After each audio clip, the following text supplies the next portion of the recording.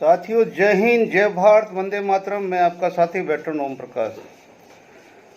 सरकार, आपसे निवेदन है कि बुजुर्ग कह के गए हैं कि गीली लकड़ी के साथ में कभी भी सूखी लकड़ी नहीं जलती है। अगर आप 70 से 75 80% गीली लकड़ी डालोगे और 20% उसमें सूखी डालोगे तो वो नहीं जलेगी। लेकिन अगर 70% अगर आपने सूखी लकड़ी डाल दी, 30% अगर आपने गीली डाल दी ना, तो वो उसको भी सुखा के और जला देगी। मेरा कहने का मतलब ये कि अगर आप चाहें तो सूखों को ज़्यादा यूज करें, उसके अंदर आपके गीले जो मालामाल है ना वो भी चल जाएंगे। लेकिन आप सिर्फ गिल्ले और मालामाल उन्हीं को चाहेंगे तो फिर बाकी का क्या होगा। बुजुर्ग तो ये भी कह गए कि नमक उतना ही डालना भाई जिसमें स्वादिष्ट लगे। लेकिन आप तो अब हालात ऐसी हो चुकी है कि नमक को ही आटा समझ बैठे। ऐसा मत कीजिए, क्योंकि जो भी सरकारी कर्मचारी है, पूर्व सैनिक है या जो कोई भी है, सिस्टम आप चला रहे हैं, सरकार आप चला रहे हैं। हर किसी का भविष्य सरकार के हाथों में है, तो सबकी नज़रें आप की तरफ उठेगी, आप की तरफ देखेगी। तो कृपया सरकार अगर वो काम करे जो पब्लिक के दिलों के अंदर जाके काम करे तो अच्छी बात है, नहीं तो आपकी मर्जी, जैसा आपको अच्छा लगे कीजिए। हम कौन होते हैं वो कहने वाले। साथियों, मैंने ये उदाहरण क्यों दिया? इसलिए दिया कि आप जो 3% अधिकारी है जो गिल्ले हैं और हम 97 जो हम लोग जैसे जो आ रहे हैं हम सूखे हैं। अगर ये उनके साथ में हमें जलाना चाहते हैं तो ये जो हम 97% जो सूखे हैं ना, ये हम 3% को जला देंगे। नुकसान भारत सरकार को होगा। क्यों होगा? कि आपको गीले चाहिए, सूखे नहीं चाहिए। ये 97% आपको नहीं चाहिए, आपको वो 3% गीले चाहिए।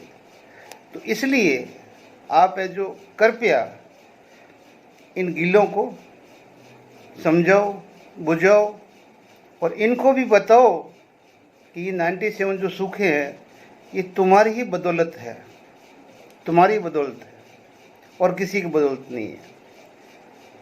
तो साथियों, ये थी मेरी OROP 3 के ऊपर मंथन की पहली कड़ी कि सरकार चाहे तो भेदभाव नहीं होगा, लेकिन सरकार के अंदर जो हमारे ही बैठे हुए भेदभाव कर रहे हैं और सरकार के जो ऊपर बैठा हुआ सरकार चला रहा है, अगर उस तक ये बात नहीं पहुंचती है तो ये अलग बात है। लेकिन मैं नहीं मानता कि ये बात उस तक नहीं पहुंचती, उस तक सब कुछ पहुंचती है। लेकिन जैसा कि हमने ट्रेंड देखा पिछले 10 साल में, जैसे चाहे उद्योगपति हो या कोई भी हो, मतलब जो बढ़ रहा है, ठीक है ना। पिछले 2 साल के अंदर 40% औद्योगिक क्षेत्र में बढ़ोतरी हुई और 10 साल के अंदर तो ये दुगुनी रेट में बढ़ोतरी हुई है। बीच में हमने 3 साल 2.5 साल कोरोना भी भोगा है। तो आप सोच लो कि फिर हम कहाँ हैं और वो कहाँ हैं। खैर चलो, ये तो था मैसेज। FEA की कल, फेडरेशन ऑफ वेटरनरी एसोसिएशन की कल काउंसलिंग मीटिंग थी और मीटिंग ये रजिस्ट्रेशन के बाद में पहली मीटिंग थी और आगे बढ़ना, रणनीति बनाना, जो इसके ऊपर जो भी करना था उसके लिए कल दिल्ली के अंदर ये मीटिंग हुई है। मीटिंग के मिनट्स आना बाकी है, जो भी आएगा वो अपडेट किया जाएगा। और समझ लेते हैं कि भी कल से ये ऑन रूट हो गई है। अब कैसे चलाते हैं, किस तरह से ये अप्रोच करते हैं, किस तरह से पूरे देश के संगठनों को इकट्ठा करते हैं, किस तरह से अपने 157 जो पहले के हैं उनको अपने साथ किस तरह से मतलब जोड़ के और आगे मूवमेंट को खड़ा करते हैं। मूवमेंट को खड़े किए बगैर तो कुछ होने वाला नहीं है, क्योंकि जैसे ही कल मीटिंग थी वैसे ही आप पीछे क्लिप में देखेंगे कि कुछ लोग खड़े हो गए हैं कि जब तक हम हैं तब तक कोई कामयाब नहीं है। लेकिन ये कहने के लिए तैयार नहीं है कि नहीं भाई, ये FEA वही है जिनको हमने बनाई थी, ये FEA वही है जो जिनके बाईलॉज हमने लिखे थे, ये FEA वही है कि जिसके अंदर हमारे ही बनाए हुए काउंसिल मेंबर आज तक है, ये FEA वही है जो आपके बनाए हुए उसी आधारभूत ढांचे के ऊपर रजिस्टर्ड हुआ है। वो ये कहने की हिम्मत नहीं करते हैं, वो कहते हैं कि नहीं, ये तो आपको बर्बाद कर देंगे। तो फिर आप लोगों ने क्यों बनाया था? उसने एफए की कल्पना ही क्यों की थी? क्यों की थी कल्पना? और जब कल्पना की और आपकी उसी मूलभूत ढांचे से जब आप अलग भी हो गए, आपने उसको समर्थन भी नहीं दिया, फिर आपने अपना पद छोड़ छोड़ के बाहर आके और जो भी संगठनों को भी बाहर करके उन्होंने अपना जो भी 4 पैसे थे वो भी आपने वापस ले लिए। जब तुम अपने पैसे वापस ले चुके हो तो कौन सा पैसा दबाने के लिए फिर रजिस्ट्रेशन करवाना पड़ा भाई? कौन से पैसे बाकी बच गए थे तुम्हारे हमारे इस एफए के अंदर? ठीक है ना? और किसकी बात कर रहे हो? साहब का आज कहां पर है? मैं साहब का से कहां पर है? उनके उधर पदाधिकारी कहां पर है? और ये बीच में टुन्नू मुन्नू कौन है? जिनको साहब का ने लात मारा वो है ना। अभी 2 महीने से जब तुम्हारे पर साहब का ने इतने इल्जाम लगाए पैसे के, ये वो सब लेके तुम भूमिगत हो गए थे। फिर तुम आए थे हरियाणा में चुनाव के लिए, वहाँ किसी को दबाने के लिए, लेकिन नहीं दबे, वो भी जीत गए। तो भाई ऐसा है, बिल्ली की कहने से छिका नहीं टूटता है। अगर एफए ने अपनी मेहनत की है तो वही एफए जो आप लोगों ने बनाया था, ठीक है ना, कोई दूसरा नहीं। आपके अंदर से ये आवाज़ आनी थी कि चलो अब रजिस्ट्रेशन हो गया है, अब भी हम आपके साथ में हैं और हम चल के मिलके एक मूवमेंट बनाते हैं और सरकार को आगे खड़ा करते हैं कि भाई हमारे साथ में ये। अभी तक सरकार के पास में समझ लो कि आप 4 तारीख को ये जो हमारी आई थी OROP 3, 2 महीने होने जा रहे हैं, लेकिन 2 महीने के अंदर अभी भी कंसोलिडेटेड 5 या 7 संगठन की एक मतलब वहाँ पर ज्ञापन नहीं गया है कि भाई OROP 3 में ये विसंगति है। ना MOD में नहीं गया है और ना ही EWS में गया है। उसमें भी अनौपचारिक रूप से एक एफए अध्यक्ष ने ही वो चीज़ अपने संगठन के ऑन बिहाफ लिखा था, जब वो रजिस्ट्रेशन भी नहीं हुआ था। वो चाहे तो उस कागज़ को ले, टुकड़े को ले, चाहे ना ले, अब वो आगे अपनी कोशिश करेंगे। लेकिन सीधा ही मतलब कि पहली इनकी तो मीटिंग चल रही है आगे बढ़ने की, तो आप मीटिंग कर रहे हो या कुछ भी कर रहे हो, अनाउंस कर रहे हो पूरे भारत के देश के सैनिकों को कि तुम लोगों की अब जो खटिया खड़ी हो जाएगी। वाह यार, तुम्हारे सलूट है यार, तुम्हारे को सलूट है। एनी हाउ, अब यहाँ पर मैं आप लोगों को एक बात कहना चाहता हूँ भाइयों, कि मेरे पिछले वीडियो में भी यही है कि मैं जो बड़ी एनोमली हमारे साथ हुई है वो सामने आने के बाद मेरा कलेजा तो अंदर से बिल्कुल ही भर गया नफरत से। क्यों भर गया? कि यार आप देखो टेबल नंबर 1 को, और मतलब जो 20 साल वाली जो लाइन को देखो, टेबल नंबर 20 में जो 20 साल की लाइन है, जो उनका ऑफिसर्स का टर्म्स एंगेजमेंट पूरा होता है, वो पेंशन जा सकते हैं। तो वहाँ पर यार टाइम स्केल कर्नल से लेके vice chief of army staff तक के बंदे कोई भी है तो वो सारे ही एक ही पेंशन लेंगे, जबकि ये तो कम से कम 8-9 मतलब रैंकें हो गई। और उसके बाद में जब हम 33 साल वाले कॉलम में देखते हैं तो अगर लेफ्टिनेंट कर्नल को 500, 700, 1000 छोड़ दे तो फिर ब्रिगेडियर से लेके brigadier, major general, lieutenant general, major general के आगे 3 और जो उनके अपॉइंटमेंट रैंक के, तो वो 6 रैंक के और 2 ये 8 रैंक के एक ही पेंशन लेगी, एक ही पेंशन लेगी। तो भाई ये है जो मतलब इतनी ज़्यादा एनोमली क्या सरकार को दिखाई नहीं दी कि एक कर्नल है OROP 2 के अंदर वो 1,05,000 में फिक्स कर दिया था और 36,000 से उठा के सीधा उसको OROP मतलब 2 में लेके आए, जो OROP 1 में भी उसकी OROP 1 में बोल रहा हूँ 36,000 से उठा के सीधा उठा के उसको लेके आ गए अपने इसमें OROP 3 के अंदर 1,15,000 में, 2 में लाए थे 1,05,000 में।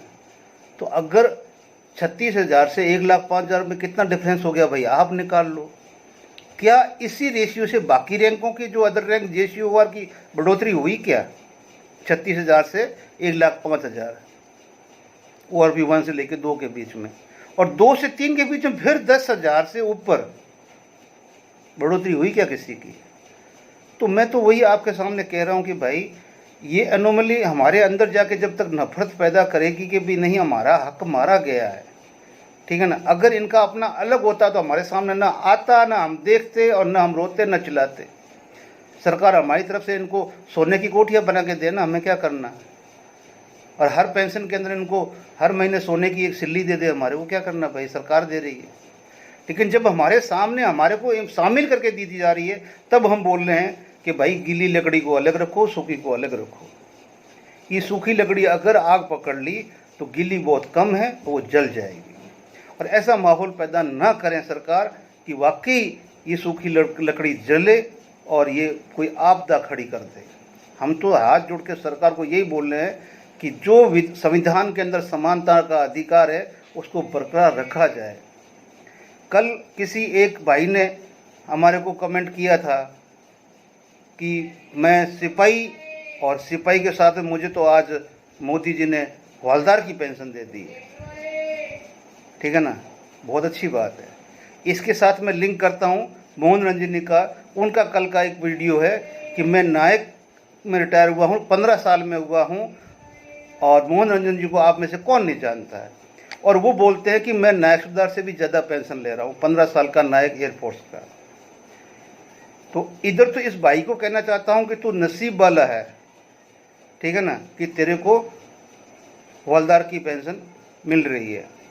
और इनको बोल रहे कि आप महानसीब वाले हैं कि जो आप एयरफोर्स में चले गए, जहां आपका प्रमोशन रिकॉर्ड के ऊपर आधारित है। ये हमारा बंदा जो बोल रहा कि 20 साल में मुझे हवलदारी का प्रमोशन मिला, और आपके एयरफोर्स और नेवी के अंदर 20 साल के अंदर तो वारंट ऑफिसर बन जाता है, सार्जेंट से आगे निकल जाता है, अपने टाइम के हिसाब से, अपना सीनियरिटी के हिसाब से प्रमोशन ले लेता है। लेकिन यहाँ पर भारतीय सेना के अंदर, थल सेना के अंदर JCO प्लस क्लर्क ग्रेड, इनको छोड़ के बाकी जितने भी फाइटिंग फोर्स के प्रमोशन है वो सारे कमांडिंग अफसर के हाथ में रहते हैं। कमांडिंग अफसर के, वो चाहे उसको NCO बनाए, चाहे उसको 20 साल तक या 10-15 साल तक, 17 साल तक सिपाही रखे, वो उस कमांडिंग अफसर के ऊपर डिपेंड करता है। वो बेचारा कितना ही लायक है, लेकिन अपने आप कुछ नहीं कर सकता जब तक कि वो उस कमांडिंग अफसर के नज़रों में वो नहीं हो जाएगा, ठीक है ना। ऐसे हजारों नहीं लाखों सिपाही, मतलब अपना बहुत कुछ देने के बाद में भी वो सिपाही में वापस आए। क्यों? कि मैंने खुद देखा ग्राउंड के अंदर जाके, क्योंकि मेरा ट्रेड एडमिनिस्ट्रेशन टेक्नीशियन था, पूरा साल भर मैं इन्फेंट्री, RT, आर्मर्ड इनके अंदर इंस्पेक्शन में जाता था। साहब वहाँ पे 20-20 साल के सिपाही बैठे हैं और 20-20 साल के सूबेदार भी बैठे हैं। सिपाही और सूबेदार दोनों का बैच एक है, हवलदार और सूबेदार का बैच एक है, ठीक है ना। क्या करोगे? तो साहब ऐसा है कि मुझे नहीं पता कि ये किस खुशी में बोल रहे हैं कि मैं नेक्स्ट सूबेदार से ज़्यादा पेमेंट ले रहा हूँ, क्योंकि आप नसीब वाले थे। एयरफोर्स में या नेवी में जो भी है, उनका सीधा उनका कोई रैंक का स्टूपिड पीरियड नहीं है कि हवलदार बनेगा तो 24 साल तक ही कर पाएगा भाई, नायक बनेगा तो 22 साल तक ही कर पाएगा, ठीक है ना। सिपाही का वेटेज पहले 15 था, 15 से 17 था, 17 से 20 कर दिया, चलो ठीक है। सूबेदार बनेगा तो 28 साल तक कर पाएगा या 30 साल कर पाएगा, और सूबेदार मेजर बनेगा तो पहले 32 अब 34। लेकिन यहाँ सब कुछ जाने के बाद में अगर जो आपने नौकरी की है, अब मुझे समझ में यहाँ पर ये आया कि जब मैंने सर्कुलर 625 पढ़ा तो वाकई 625 के अंदर मैंने पीछे क्लिप दी है, आप देख लेना कि कैसे ORP 2 के अंदर इसको संशोधित करके 21 से 33 साल किया गया ऑनरी लेफ्टिनेंट का, ओनली एयरफोर्स का, और वो भी सर्कुलर 555 का। और किसके अंदर किया गया? टर्म्स एंगेजमेंट अपेंडिक्स X के अंदर। तो उस ये करने के बाद में अब भी जब ये लागू, उनको पता नहीं है कि भाई यार नेवी वाले बेचारे इनका क्या कसूर है, ये भी तो 60 साल तक नौकरी करते हैं, ये भी तो 60 साल तक नौकरी करते हैं, और आप इनको मतलब 60 साल से वापस ला के सीधा 30। तो हम तो ये बोल रहे हैं कि भाई हम तो चाहते थे कि भाई एयरफोर्स नेवी का जो हाईएस्ट मास्टर वाटर ऑफिसर है उसके हिसाब से सबका लिया जाए एवरेज, ताकि हम आर्मी वालों को कुछ मिले, क्योंकि हमारी तो रैंक की नौकरी है। हमारी आपकी तरह सीधी नहीं कि हम 30 साल नौकरी कर लेंगे और 60 साल तक करते रहेंगे। लेकिन जब अब हम देख रहे हैं कि जब आपको फील्ड के अंदर नौकरी करवाते हैं 65 साल 60 साल, 55 साल, 50 साल, 45 साल, 40 साल, 35 साल, 37 साल, और पेंशन के लिए लाइन खींचती है आपकी 30 साल, 33 साल, और 33 साल ही तब जब आप ऑनरी लेफ्टिनेंट कैप्टन है। तो तब बोल रहा हूँ भाई, जब वो 8 रैंक के लिए अगर एक vice chief of army staff खुश है कि मैंने अपने एक टाइम स्केल कर्नल को अपने बराबर ले लिया, अपने बराबर, तो आज हमारे जो जेसीओ या ऑनरी वाले हैं वो सारे मिलके ये आवाज़ क्यों नहीं उठा रहे हैं कि भाई हमारे नायक सुधार को हमको सबको एक पे कर दो, और हमारे सिपाही को और हवलदार को सबको एक पे कर दो, हमारा भी सिर्फ 2 ही रखो ही मत। ये ओआरओपी 3 से तो निकल के सीधा यही मैसेज आ रहा है और कुछ आ नहीं रहा है। तो बोले किसके ऊपर? क्या टेबल बनाए, क्या एक एक बनाए, क्या एक दुआ पांचा ये लिखे? भाई समझ से बाहर है। ये जो निकल के आया है कि जब 8 रैंक और 1 पेंशन कर दिए, तो भाई हमारी भी टोटल 9 ही तो रैंक है ना। अब आपने एसीपी, एसीपी2, एमएसएपी, ऑनररी और टीएस, मतलब एक रैंक के आगे 5 उप रैंक लगा दी, उप रैंक, उसके अनुसार उसकी पेमेंट बांट दी, यानी कि बांटो और राज करो। लेकिन यहाँ हमारे को आप ये नहीं कह सकते कि चलो भाई तुम्हारे हवलदार में हमने 5 हवलदार कर दिए, नायक के 5 नायक कर दिए, सिपाही के 5 सिपाही कर दिए, लेकिन जिस सिपाही की हाईएस्ट पेंशन बनेगी हम नीचे वाले सिपाही को वही देंगे। अगर यहाँ तक भी हमें ले आते तो भी कोई दिक्कत नहीं थी। आप तो वो भी नहीं लाए। एक सिपाही सिपाही के ले रहा है, एक सिपाही हवलदार की ले रहा है, एक नायक सिपाही की ले रहा है, एक नायक हवलदार की ले रहा है, एक हवलदार नायक की ले रहा है और एक हवलदार नायकदार की ले रहा है। ये 5 की बात कर रहा हूँ। तो आप जो हाईएस्ट है उसके बराबर दे दो ना आप उसको। और जब लेफ्टिनेंट कर्नल टीएस, मतलब कर्नल टीएस से लेके अगर वाइस चीफ ऑफ स्टाफ को अगर एक आप कर सकते दे सकते हो, तो आप जेसीयू रैंक सभी को इकट्ठा कर दो, जो हमारा ऑनरी कैप्टन तक है इनको फर्ज कर दो। और नहीं तो अगर ऑनरी लेफ्टिनेंट और कैप्टन को अगर आप डायरेक्ट ऑफिसर वाले में कॉलम में लेके चले गए, आपने 7th पे कमीशन में वही फिगर दिए उनकी पे स्केल के आगे जो आपके 7th पे कमीशन में लेफ्टिनेंट और कैप्टन के आपके स्टार्ट हुए थे। तो अगर उनकी तब आप लेके चले गए हो, तो हम तो यही तो कह रहे कि 10 साल के अंदर लेफ्टिनेंट का एक पैसा भी नहीं बढ़ा, जो ग्राउंड के अंदर नौकरी कर रहा है। कैप्टन का कोई पैसा भी नहीं बढ़ा। यहाँ 1000-1200 रुपये बढ़ा दिया आपने, वो कैप्टन भी खुश, ठीक है ना, वो कैप्टन भी खुश। किसी के 700-800 रुपये बढ़ गए, वो कैप्टन भी खुश। हाँ, जो एक्स ग्रुप आपने अलग बनाया, तो उसके एक्स ग्रुप पे वालों को अलग बनाया, तो उसके रैंकों में काफ़ी वो आपकी मजबूरी थी। क्यों कि एयरफोर्स से केस टेकअप चला गया था हाई कोर्ट के अंदर, हाई कोर्ट से सुप्रीम कोर्ट जाने वाला था, और अब सुप्रीम कोर्ट में जाएगा तो आपको पता है कि वहाँ से आना ही है। तो आपने पूरे जो एस ग्रुप पे वालों को एक ऐसी जगह सेटअप कर दिया कि वो सिर्फ आपने वो रखनी है कि साहब कंपेयर कर लीजिए, सबसे ज़्यादा हम एस ग्रुप पे वालों को दे रहे हैं, ताकि कोर्ट चुप हो जाए, आप भी चुप हो जाओ। लेकिन ये सब गलत है। अगर हमें यूनिटी बना के आगे नहीं पहुँचे तो हमें कुछ नहीं मिलने वाला।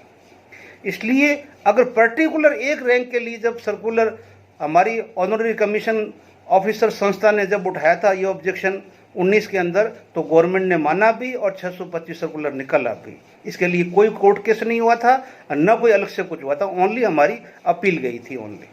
अभी भी हमारी अपील यही गई है कि आप इनके साथ इतना अन्याय मत करो, इतना भेदभाव मत करो, और ये भेदभाव बहुत ख़राब है।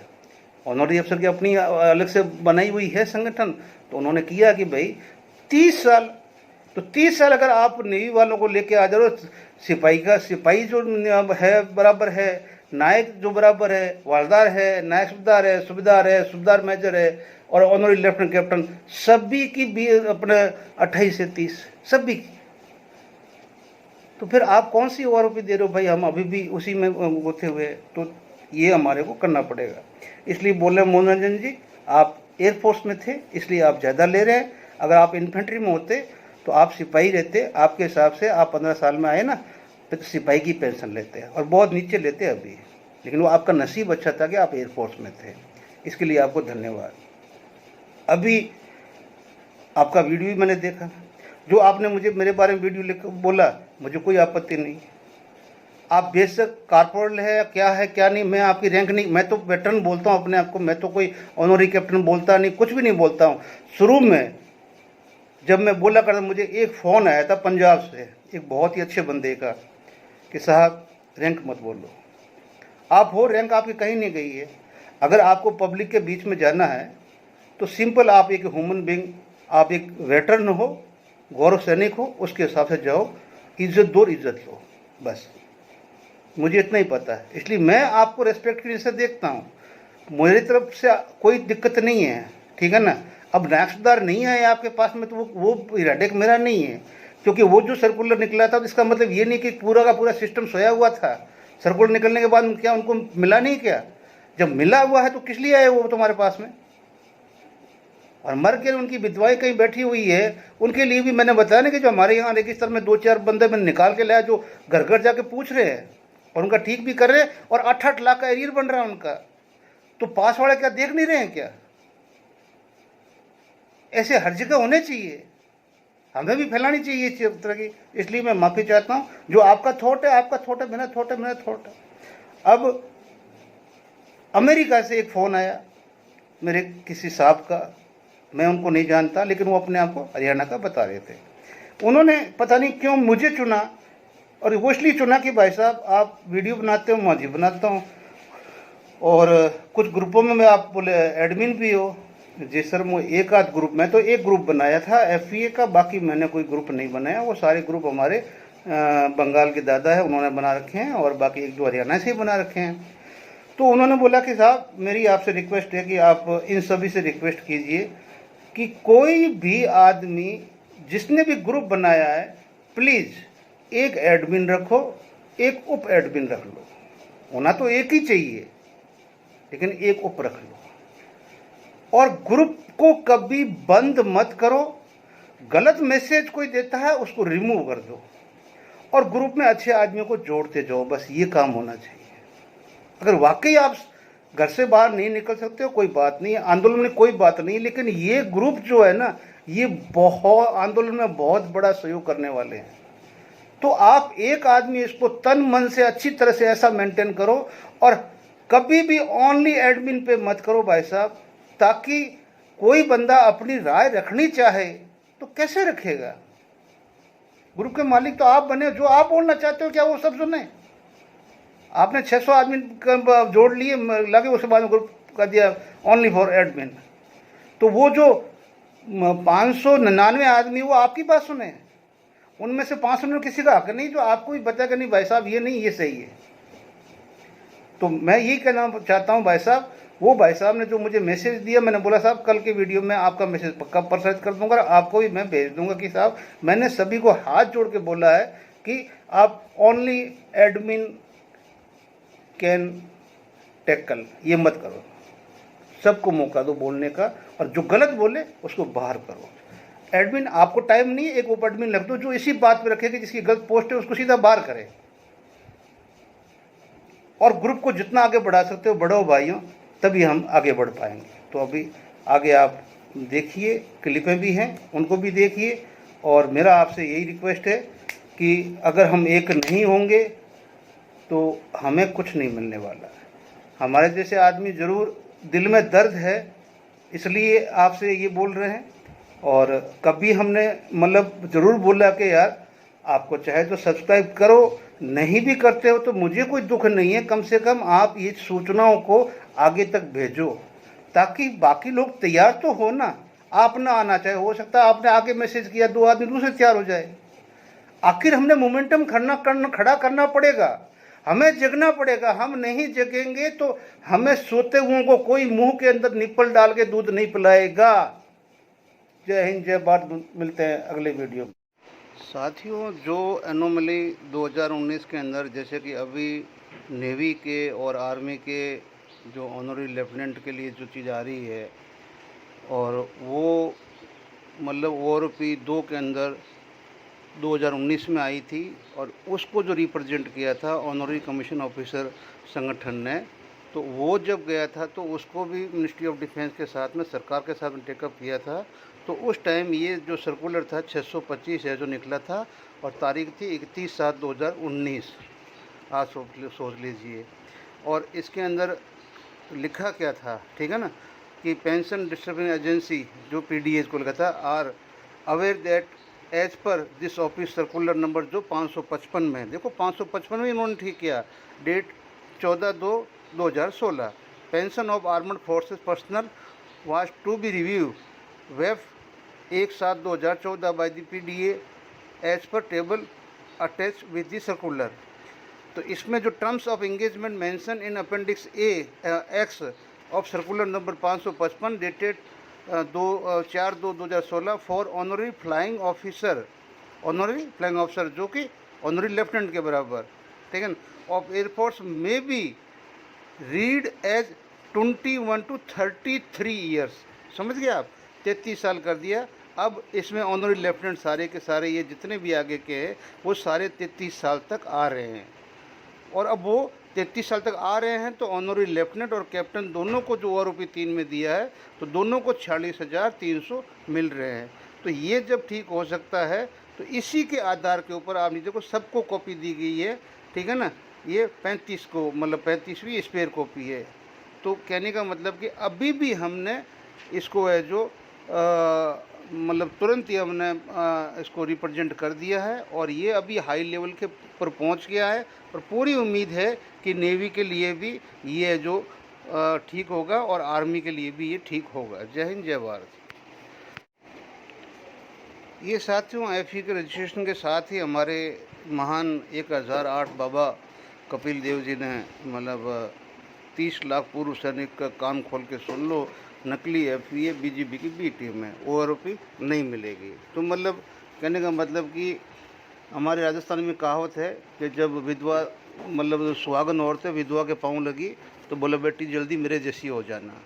विधवा थी ना, तो बैठी थी और सुहागन जाके पाँव छुआ, तो बोला बेटा जल्दी मेरे जैसी हो जाना। सुहागन को भी विधवा बना दिया। और इसी एक मैटर को, ये एक थंबनेल है, इसी सेम मैटर को फिर बाद में जनक साहब ने दूसरे से, कपिल फौजी पूर्व सैनिकों के लिए फिर उतरा मैदान में। गया कहाँ था भाई? वो जो घोटाले वाले मामले में 4 महीने ये और तलवार जो अंडरग्राउंड हुए थे, अब लोगों ने सोचा कि लोग भूल गए हैं तो बाहर आ गया, तो कोई बड़ी बात नहीं है। लेकिन जब मैदान में आएंगे तो लोग अपने आप कान पकड़ लेंगे, ले भाई पहले वाला कहाँ, वो हिसाब किताब दे, उसके बाद में आ जा, तेरे को लीडर बनाते हैं, कोई बड़ी बात नहीं है। अभी तो अब जिस आदमी के 1.5 लाख या 1.25 लाख, अगर वो 5-4 हज़ार के ऊपर टपक रहा है, तो फिर अभी समझ लो नहीं कि उसकी क्रेडिबिलिटी रही कहाँ है। अब रही मोहन रंजन जी की बात।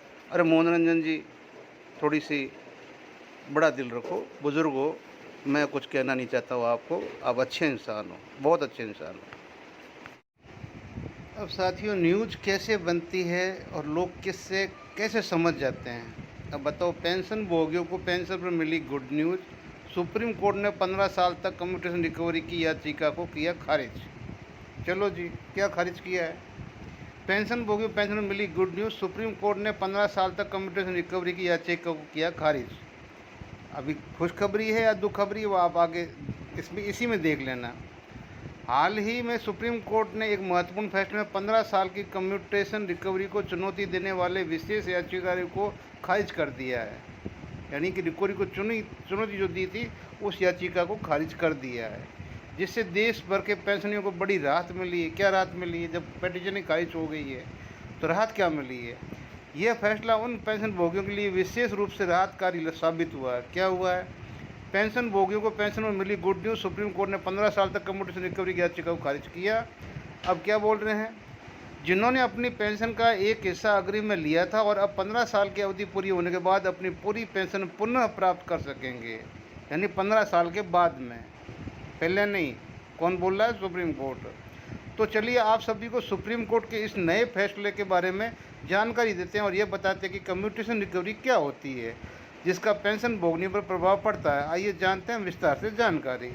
अब पेंशनर्स रिकवरी कम्यूटेशन रिकवरी का मतलब है कि पेंशन भोगी अपनी पेंशन का हिस्सा एक मुश्त राशि में रूप में अग्रिम में प्राप्त करते हैं। इसके बदले में उन्हें 15 साल तक कम पेंशन मिलती है और इसके बाद उनकी पूरी पेंशन बहाल हो जाती है। सुप्रीम कोर्ट के इस फैसले के बाद पेंशन भोगियों को यह आश्वासन मिला है कि 15 साल की अवधि के बाद उनकी पूरी पेंशन फिर से मिलेगी। मेरे भाइयों बताइए, ऐसे वीडियोज भी, ऐसी खबरें भी आप लाखों में लेंगे, जबकि इसके अंदर न तो कोई मैटर बना है, न सुप्रीम कोर्ट का कोई ऐसा मतलब वो चीज़ हुआ है, लेकिन खबर तो खबर है, आपको देखनी है। जय हिंद, जय भारत, वंदे मातरम। साथियों, ये आज 20 अक्टूबर को फेडरेशन ऑफ वेटरन एसोसिएशन की काउंसिल मीटिंग थी दिल्ली के अंदर, जो कि सभी काउंसिल मेंबर आए, हाजिर हुए और काउंसिल मीटिंग हुई है। अब इसके मिनट्स हमारे पास आएंगे और जितने भी हमारे साथ में एफिलिएटेड जो संगठन है उनको भी भेजे जाएंगे और अकॉर्डिंगली हमें आगे का जो भी मार्गदर्शन मिलेगा उस पर हमें चलना है। जय हिंद, जय भारत, वंदे मातरम।